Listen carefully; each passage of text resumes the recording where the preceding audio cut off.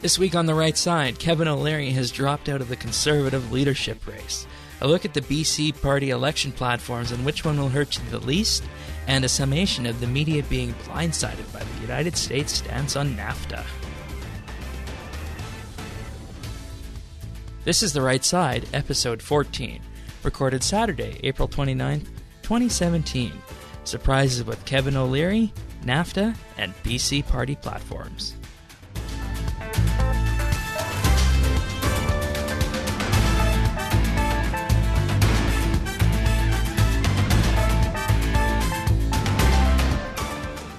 Hello everybody, and welcome to The Right Side. Shane and Patrick here this week on The Right Side, as per usual. Welcome back. It's good to be back after the turmoil politically of the past week or so. Oh yeah, it was a whirlwind. I mean, you know, you don't normally expect these kind of things to happen. Previously, these kind of things could only be really expected to happen in Alberta, but lo and behold, here we are. Very whirlwind week, at least on the Canadian and international level relating to the U.S. That's, of course, what we're going to be talking about, in addition to other things. I know we want to talk a lot about BC this week because we are approaching 2 weeks away from that election that's coming up there. But yeah, and it just goes to show that even sometimes doing this podcast weekly isn't enough because things can change so rapidly. And even our last week's episode, some of the information's already out of date just because of our first news story here. Yeah, but before we do that, just a reminder to those of you guys joining us for the first time, The Right Side is a podcast that, of course, focuses on news from Canada, BC, and Alberta. And what we hope to do is cut through that media bias and sensationalism that you guys see every night on the news and talk about things that aren't being mentioned, the real story behind what's going on, and try and provide some information and context to provide the right side of the story. And, you know, I think that's one of the largest misconceptions out there is that if someone sees the name The Right Side, they're going to automatically think, oh no, these folks here are going to be taking a political right side spectrum, but no, it's actually, as we defined in, I think it was episode 1 or 2, our word of the week, right.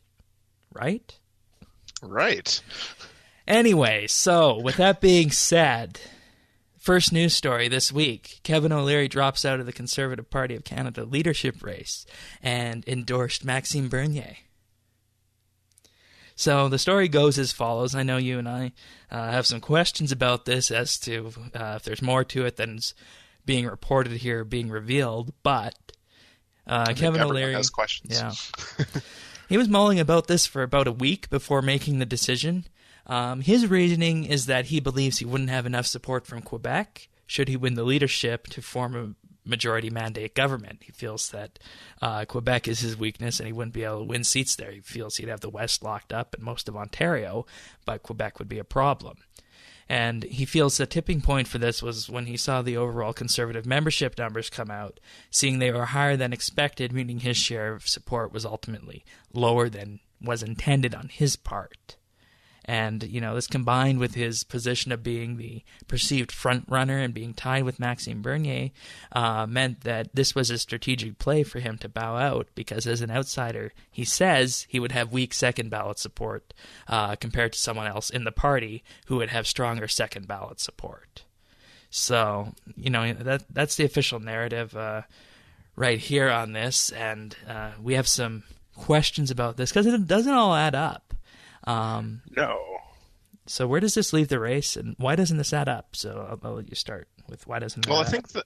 I think the first reason why this doesn't add up is because he was perceived to be the front runner, like not just tied with Maxime Bernier, but a lot of people thought that he was the one to beat and in this race. So I think for the leader in a race to drop out before practically anyone drops out is quite surprising, and it made us question, I think, when we talked about this earlier in the week, was he truly a front runner after all, or did he just, or was his reasoning genuine in that he really didn't feel like he could win a majority if he won the leadership? Yeah, and I mean, we know, and we mentioned this in last week's episode, is that he said he doesn't see having the ability to not speak French as a problem because he, quote unquote, speaks the language of jobs, which obviously this is playing a role there, because if he did speak French and if he did have the wider support in Quebec, he would have likely continued on. So I think that's the reasoning that they want us to think. I ultimately think the reasoning behind this is that when the numbers came out and showed that there, are 250,000 plus members of the Conservative Party registered and eligible to vote in this leadership race, he'll realize the amount that he sold really wasn't that high, and perhaps he would come in, below second or third. And for someone with that much of a reputation, he'd rather bow out now than see on a ballot that he is second or third place. That's my take on potentially what's happening here behind the scenes. Yeah, and I think it's less of an inability to speak French, because as we know, when Harper first became leader of the Conservative Party, he wasn't really that good at speaking French either. Being from Calgary in the West, where French really isn't spoken all that much until you get into government. I think it was more, maybe he just thought that he couldn't win Quebec because of the numbers that he was looking at. And we know that the party has access to more statistics and metrics than we are actually being able to see. And they're each campaign is probably crunching the numbers to find out where they can pick up support. Right. And of course there are unaffiliated supporters as well, because when you buy a membership, you don't need to go to Kevin O'Leary's or Kelly Leach's website to buy. You can just go to the Conservative Party main webpage and buy it there, and that doesn't put you tied to any specific candidate. So there are people out there who bought from the conservative.ca website who are not necessarily tied to one of the candidates out there. So there's that wild card as well. And I think ultimately at the end, it's a real question of where the Kevin O'Leary supporters are actually going to throw their support behind. I think what he's thinking is that Maxime Bernier is the biggest front runner behind him, so that since he endorsed him, he feels that he would be the best to win. And so I think he wants his supporters to support Bernier, but there's a lot of Ontario candidates in the race still.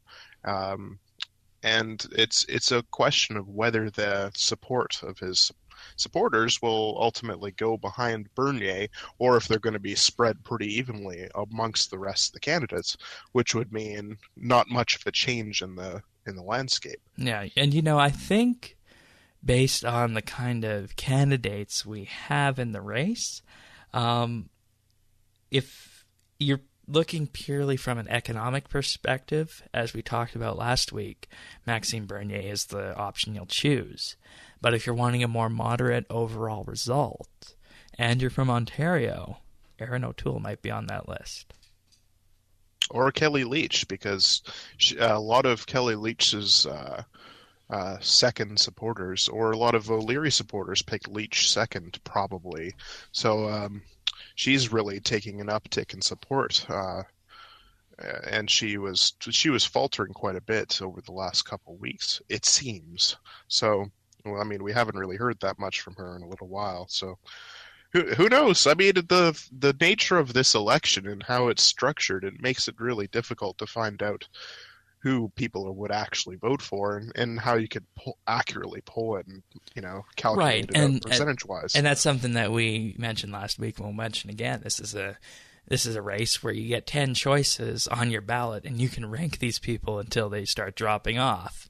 And because of that, you're going to have some interesting results happening here.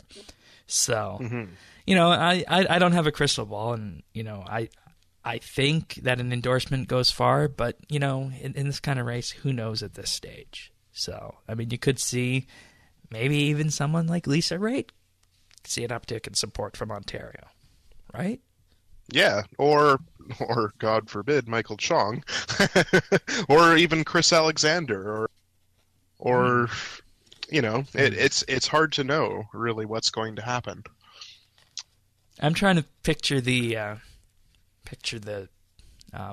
mold of a Michael Chong supporter right now.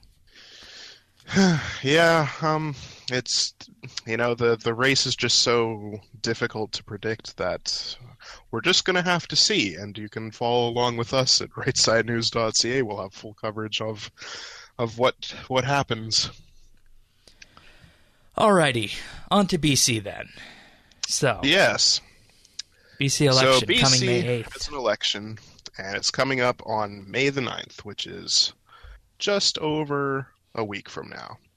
So I think it's time to take a look at the major BC parties, because who do we really know what we're voting for after all? And a lot of the stories in the news have kind of talked about the major BC debate that happened on TV back on Wednesday, back when the O'Leary story was gaining traction.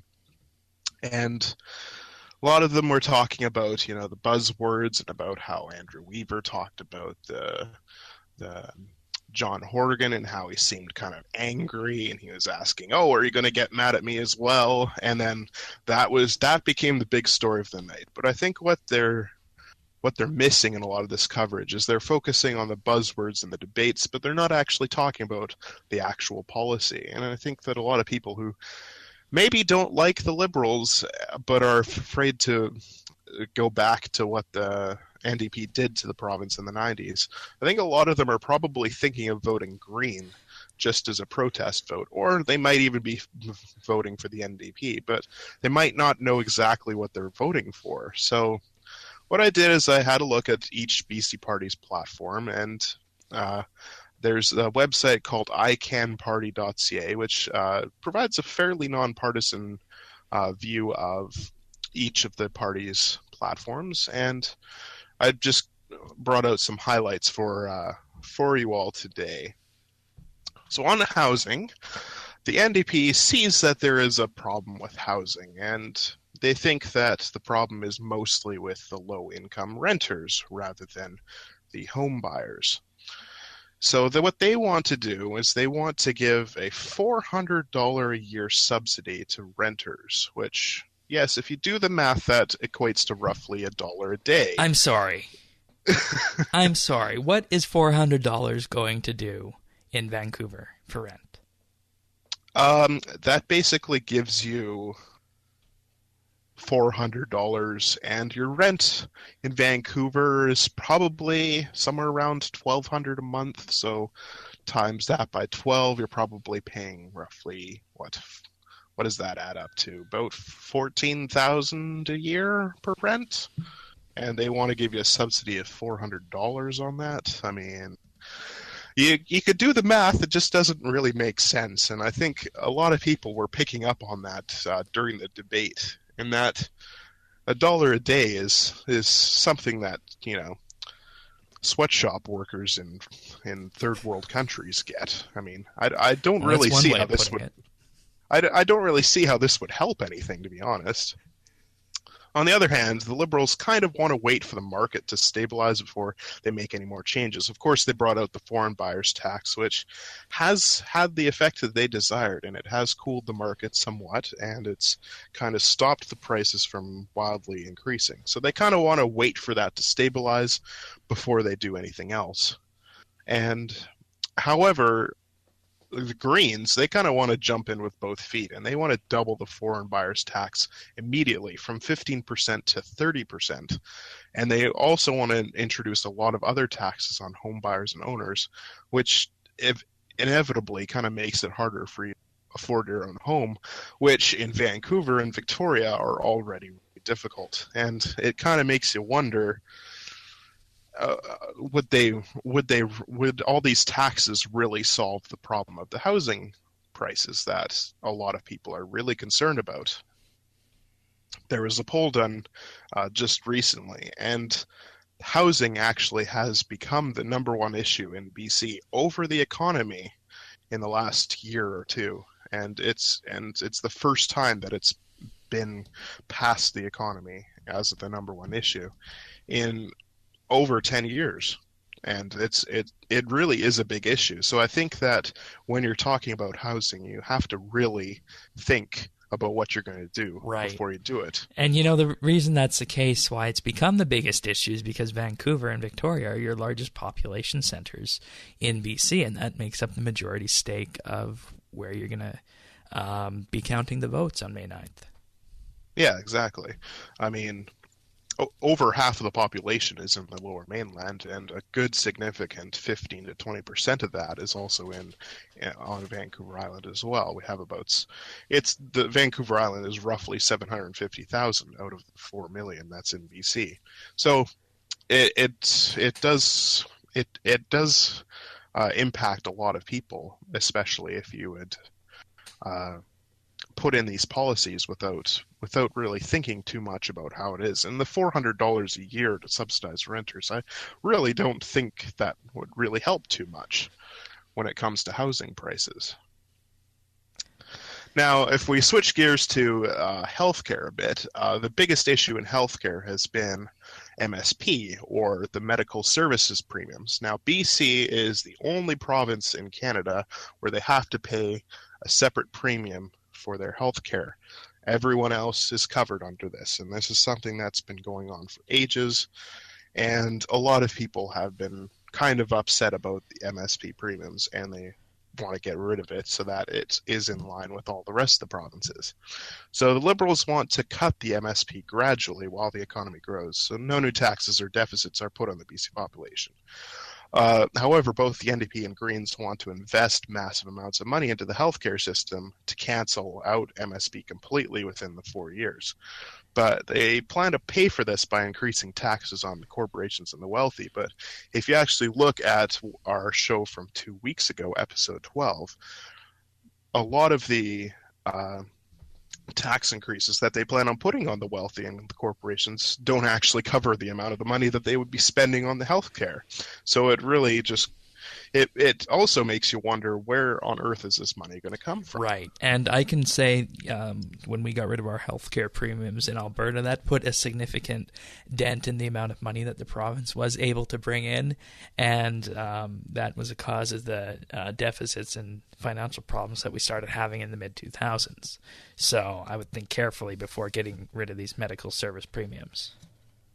Yeah, or even just getting rid of them immediately. I mean, eventually, as the economy grows, you might want to scale back on it, just so that the lower income families and people aren't hit disproportionately by it. But it is scaled on your income tax, so I mean it's not that much to begin with. But I think if you get rid of it immediately, it would have a huge impact on the economy and the province's ability to raise money to pay off things like deficits and for infrastructure. So, speaking of deficits, infrastructure, and spending, let's switch gears to everybody's favorite. So you're telling me it's tax. getting worse? Oh yes, we aren't done yet. I haven't even talked about the dreaded CT, which everyone knows, the carbon tax.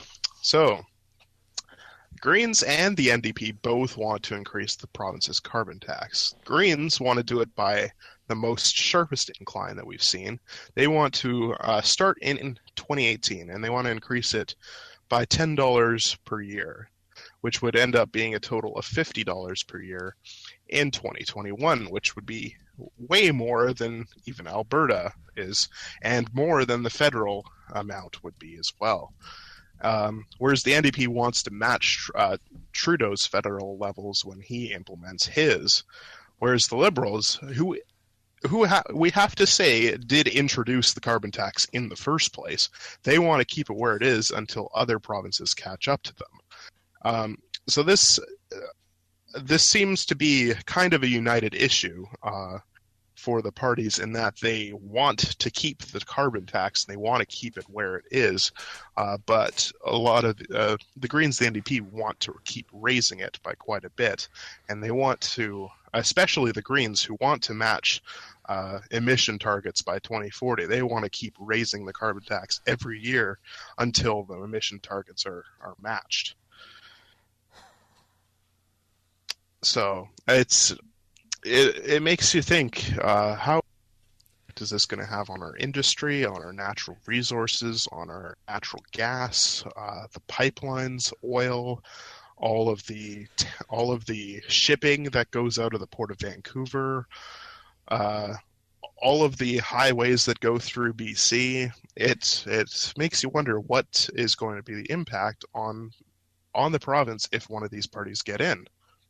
I am just trying to compose myself right now because you guys can keep all these people. I wouldn't want to touch any of these policies with a 10-foot pole. Yeah. I don't think introducing a carbon tax is going to be a good thing. And yes, we've talked about it at length in other exactly. episodes. And I mean, the carbon tax is a way of taking the money from the population, and in an effort to do that, maybe decrease the amount of electricity used. But heck, in BC, you guys run most of your electricity off of hydro renewable already. Yes. And a lot of it is going through dams, and our surpluses are even sold to the United States. So, and a lot of people are concerned about hydroelectric too, as we talked about the Site C Dam. The Liberals want to go ahead with that, whereas the Greens and the NDP want to scrap it immediately. So you see the reoccurring theme here, and that leads us into our next topic, that energy independence is something that is a bit of a disparity between the parties. So the Liberals, they want to approve pipelines like the Kinder Morgan pipeline, and they want to increase LNG, liquid natural gas initiatives, to increase the energy independence, whereas the NDP and the Greens want to halt Kinder Morgan, and they want to put in place laws and basically taxes to support the environment and all these carbon emission topics. There is a key point here, is that the Liberals appear to be wanting to approve pipelines and work with the natural resource industry, which is a good thing. Because if you think about it, everything from your desk to your computer to your car comes from a raw material natural resource at one time. And that is something that Canada does so well, our natural resources sector. We're able to use that sector and sell to people within Canada, within other provinces, and to even different countries. And it doesn't make sense to kneecap an industry like that can create so much wealth for a province and for the country. So that's something I think that needs to be said more, is that when you are looking at a pipeline, when you're looking at a natural gas project, it needs to be thought of it as a natural resource that is going to be used to stimulate the economy from the bottom up. And it's also going to create wealth for the province as well, which ends up being good for all of the citizens that live in that province as well. So the fact that the NDP and the Greens don't seem to be concerned about energy independence in BC, it's quite concerning when you look at it. And so if anything, you'd think that they would want to be concerned about that, because it makes their environment greener and less carbon neutral if you are energy independent and you're not importing from places that do it dirtier. Yeah, such as Saudi Arabia, Venezuela, or all of the other OPEC countries which don't have these policies in place to begin with. Hit the nail on the head right there. Exactly. So let's move on to the last topic in this topic, which is the toll bridges and transportation. Now, for those who don't live in the Lower Mainland, toll bridges are kind of a what issue? They're saying they're talking a lot about the toll bridges, specifically the Port Mann Bridge in Vancouver, which, if people don't know, that is the bridge that spans basically the main body of Vancouver with North Vancouver, which is across the I can't remember the inlet there. I really should know this, but I don't. But anyways, it's a toll bridge that spans North Vancouver to the rest of Vancouver. And a lot of people take that bridge daily for the commute to go to work or to go to school. So the Liberals want to cap the tolls at $500 per year, and they want to decrease it gradually as the bridges are paid for through the tolls. This is something that kind of happened, if people remember, the Coquihalla Highway, which is the number 5 highway that goes from Hope up to Merritt and then up to Kamloops, kind of a shortcut through there where you don't have to go onto the number 1 Trans-Canada Highway through the Fraser Canyon. And that used to be a toll highway, and then as soon as it was paid off, they eliminated the tolls, and it's now free to go through there for however long you want. And that's kind of what they want to do with the bridges. They want to make sure the bridges are completely paid off for, and then they want to eliminate the tolls after that. And see, this is an interesting thing from the story here, is because you mentioned toll bridges, but this is only affecting the Lower Mainland. And any observer from the outside is going to say, why would they be discussing toll bridges in Vancouver in a provincial election? Well, we answered that question earlier. More than half the population of BC is in the Lower Mainland. Yes, and therefore it does impact quite a few people. And I think even if you don't live in the Lower Mainland, it does impact you, because we have to look at what the NDP and the Greens want to do. They want to cancel all of the tolls on all of the toll bridges immediately. And they don't, and I really did, honest to God, look, and I could not find a good plan on how they're going to pay for the bridges later, outside of other tax increases like the carbon tax or income tax increases on everyone else. So I think in summary, you look at all of these policies, at what they want to do, and the Liberals, they want to carefully tweak the policy without impacting the growing economy greatly. And they want to cut the taxes when the economy deems it stable to do so, and they want to basically match our growth, and they want to give rebates back to the consumers and customers and citizens in various ways. Whereas the NDP, they kind of want to raise taxes immediately and then spend on the major welfare policies. That's why they call them the SpendDP. Exactly. And the Greens, they seem to want to drastically increase taxes, including the carbon tax and the homeowners taxes, to pay for these major environmental promises. And honestly, neither of the NDP or the Greens provide a stable economic solution to pay for their promises, and both would result in either massive deficits or tax increases. And that's got to be issue number 1, because if you don't have a strong economy, people aren't making money, people aren't happy, the economy's not growing, and that ultimately results in a cyclical cycle where the province brings less money in and they're able to provide less services that people want at the end of the day. Yeah, and with that in mind, I think the choice for the election is quite clear. I mean, the BC Liberals and Christy Clark, they're not perfect. They're very far from being perfect. In fact, there's a lot of things about the party that I don't like personally, and that I don't like about the leadership. But honestly, I think voting NDP or Green simply for a change-up vote, I think it would be disastrous for the province. After all, we just have to look at Alberta to see what a change-up vote can do to your economy. Yes, indeed. And, that's got to be the number 1 warning. You can look at polls and you can look at what might be happening, but at the end of the day, the people are going to decide. And most times people vote with their emotions, and it needs to be said that elections have consequences, and that cannot be underscored more than enough here after what's happening in Alberta right now. Just need to look to the east, and maybe back in time a bit to the 1990s as well in BC. So, yeah. So a lot of things on the media have been anti-NDP. They've said, for instance, there is a quote here from The Rebel, which is, I think we can all agree, a fairly conservative website. They say, quote, "Spoil your ballot, vote Green, just don't vote NDP." And this was from Christopher Wilson, who is a Vancouver-based Rebel commentator who does a lot of the BC stuff. So with that in mind, given through all of what we've said there, do we really want to vote for the or NDP? I don't think so. Do we want to vote for the Green instead to make sure that the NDP get in? I don't think so either, because you look at the policies and what's actually happening and what they would actually do.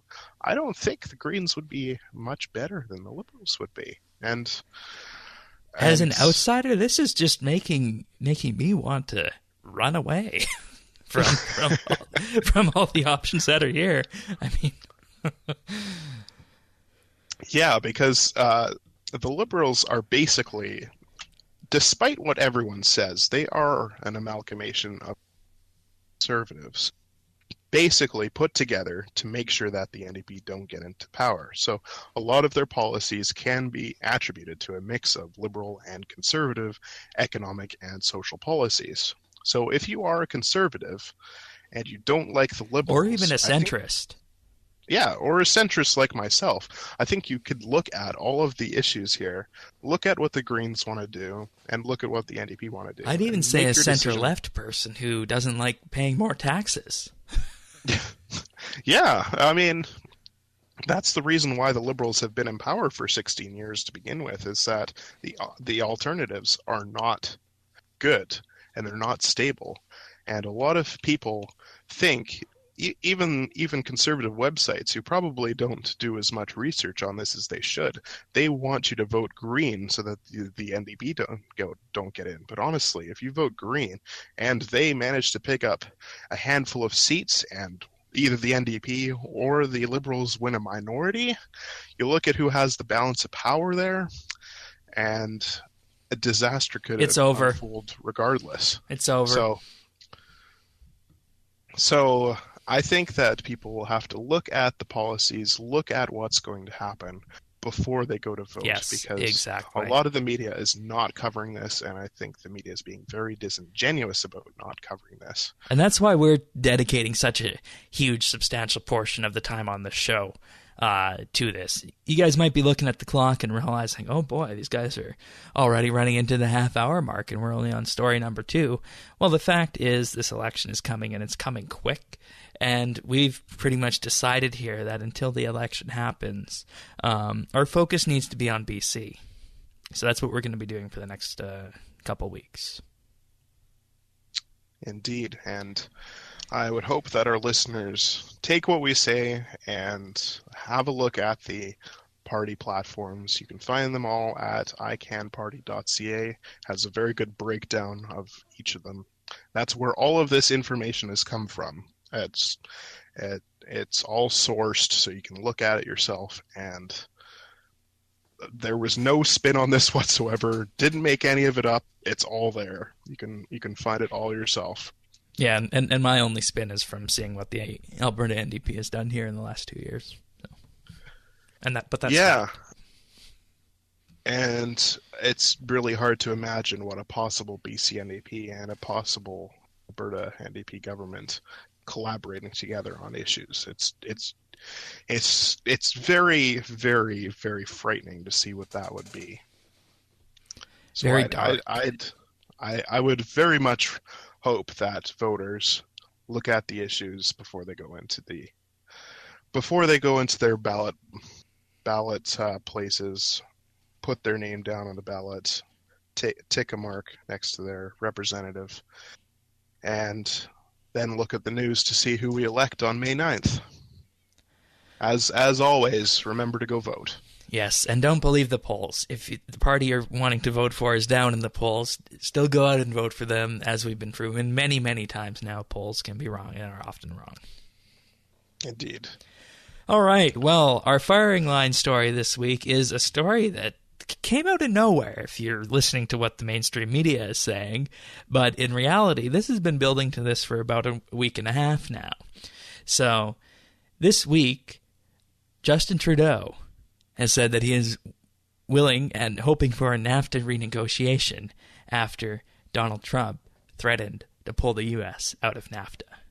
Renegotiation has been agreed on by the Mexican president as well, but here's a bit of a backgrounder first on how this whole thing started.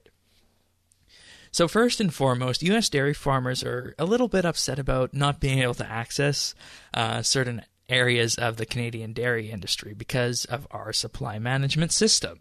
Now you might ask, what is supply management?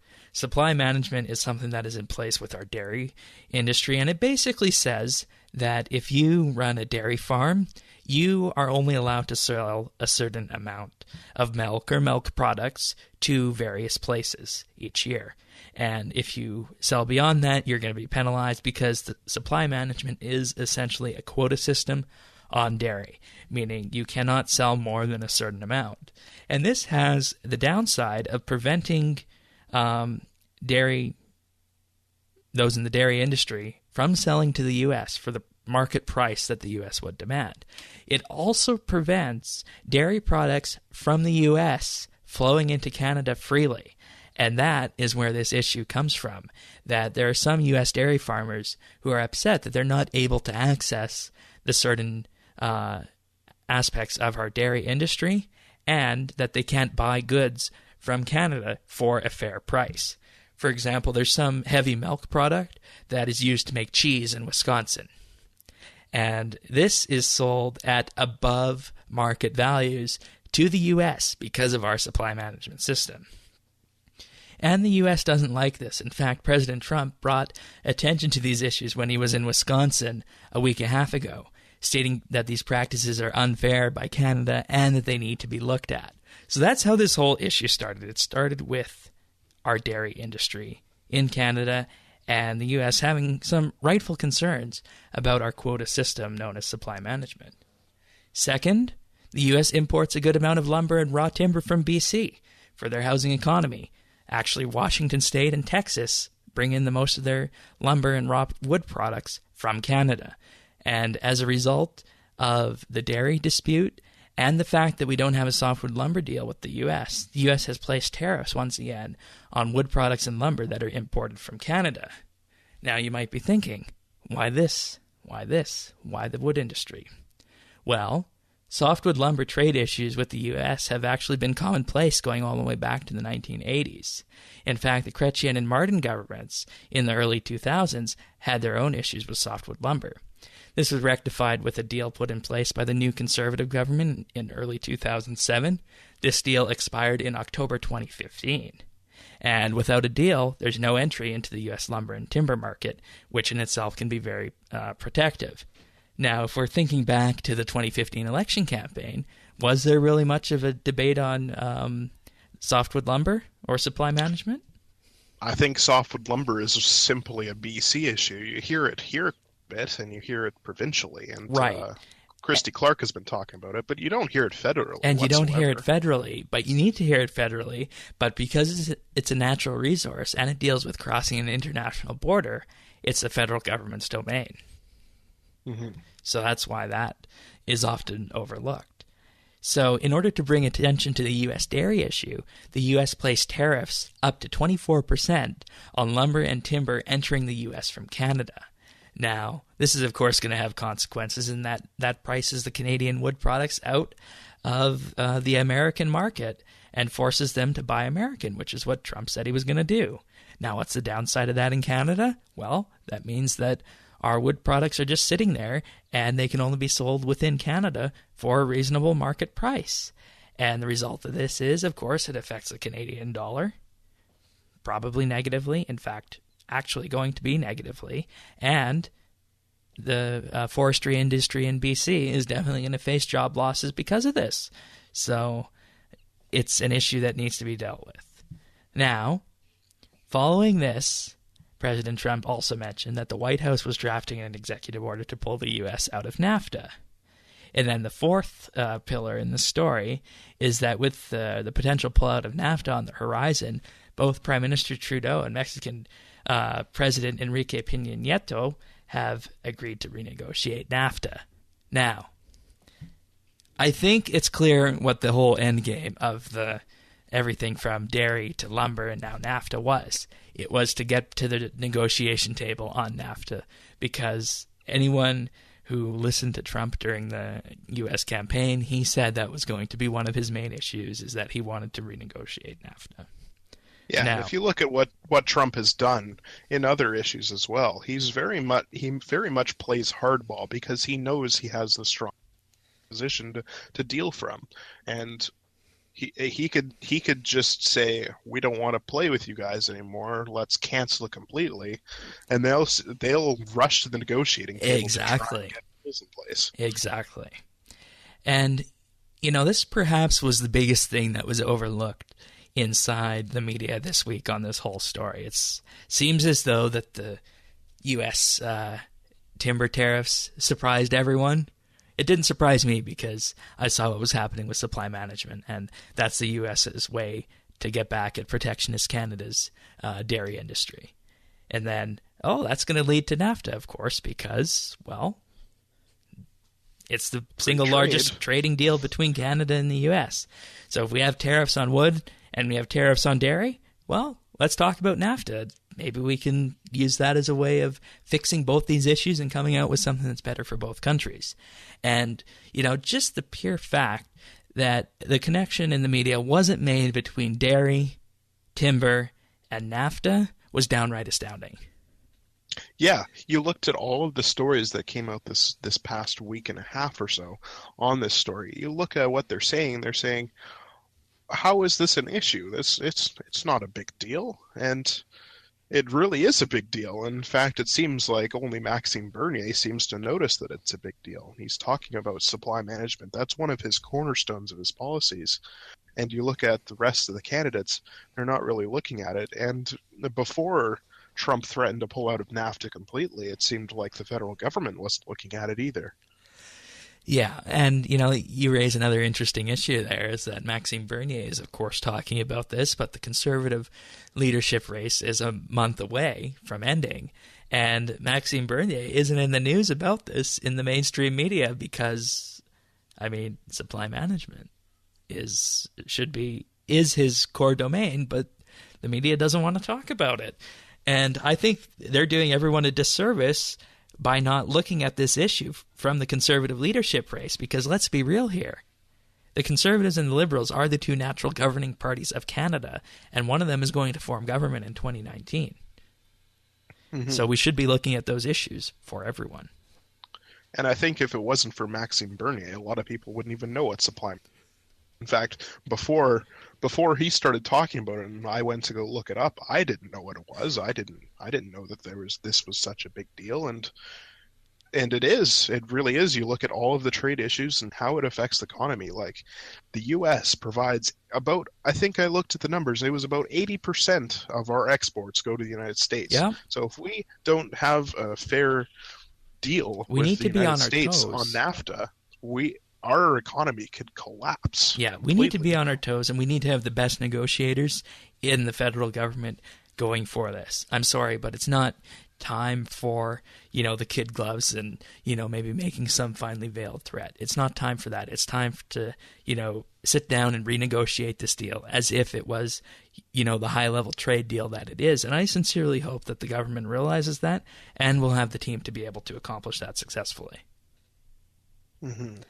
And, just another thing on supply management, it is so baffling that it's not talked about even by the other Conservative candidates, because we're seen as relatively backwards in regards to this, because both Australia and New Zealand, who also have very large dairy industries, got rid of their supply management systems in the late 1980s, and in fact have pointed the WTO, World Trade Organization, towards Canada for our supply management practices.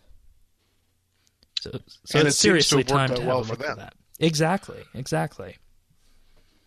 So, and I think that's something that everyone needs to be aware of, is that when you're dealing with the U.S. and specifically the U.S. on trade, even if these things don't appear to be linked, they are linked because it's crossing the same border, and it deals with that trade deal called NAFTA. So there is some inherent linkage here, and this is definitely something that we're going to need to be watching over in the next 3 months or so, because this is just the beginning of this. And the fact that the softwood lumber deal has been expired for over a year and a half now without another deal put in place, that's a really big issue. Yeah, and that I think comes down to the Liberal government, because the Liberal government did have issues with that previously as well in the early 2000s, so it's no surprise to me, at least. Mm-hmm. But it could have a very big impact on our economy, and if NAFTA falls through, yeah, we could be seeing a worse recession than what happened in 2008. Oh, indeed. So, I mean, we're still feeling the effects of that now. Yeah, and combined with the carbon taxes and the Alberta economy not doing so well, the situations are right for a perfect storm. Mm-hmm. So we have to hope that our negotiators and our governments will do the right thing and negotiate a fair deal for us. Yep. And that takes us to our word of the week, which is trade war as defined by Investopedia. Investopedia is a bit of a learning site for those who might not be aware of investment terms, but here is the word of the week: trade war, a negative side effect of protectionism that occurs when country A raises tariffs on country B's imports in retaliation for country B raising tariffs on country A's imports.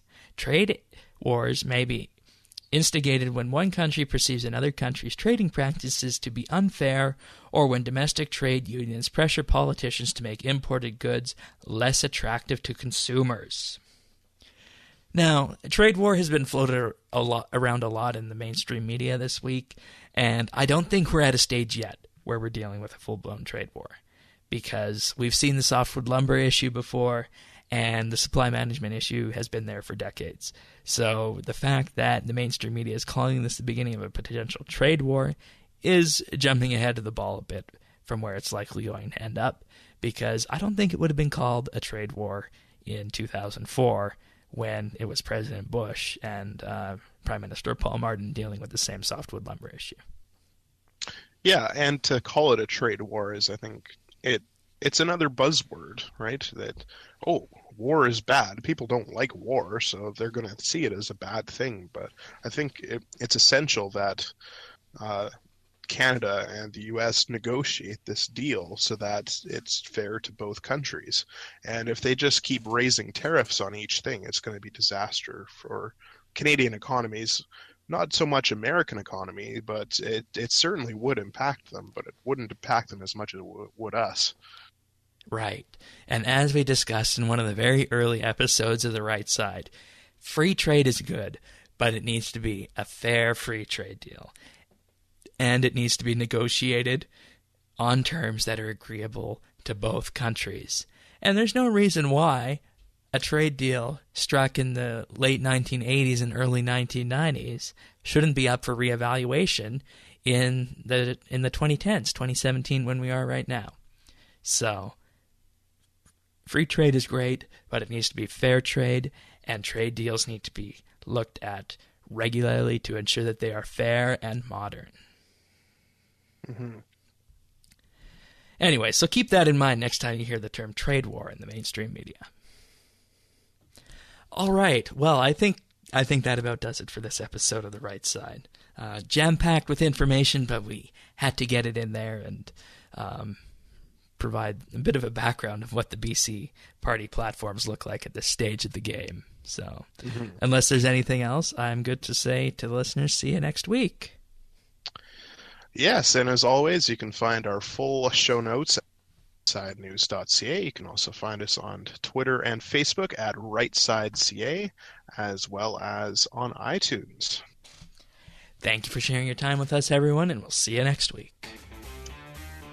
And let's hope we don't have another bombshell to share with you next week. We'll see you in a bit.